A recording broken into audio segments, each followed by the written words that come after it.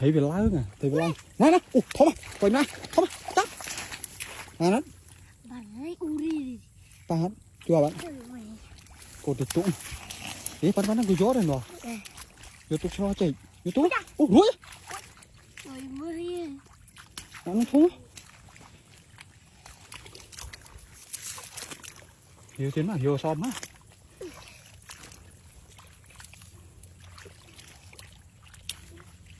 Cái má ba chưa? Hãy thật bác. Nè, trời nè. Ta hết. Cái đó đây. Ôi mới. Hiểu không? Đây. Tay lòng. Như thế rồi. Mày chắc mày hiểu thấy sao? Mới. Ta hết.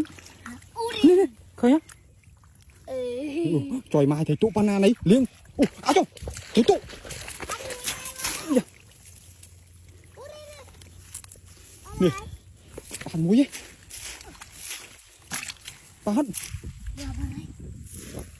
Chuyện mình thôi mà nè. Chắp ban đấy. Ôi đi. Nè, chắp ban. Cho nè. Nè. Bàn. Bàn đàn đây à. Hiểu sao mất. Trời mai ui thấy chỗ nè. Tao ba rồi. Trời mai ui à là nhút đang thấy chỗ mấy tàu. Thấy chưa?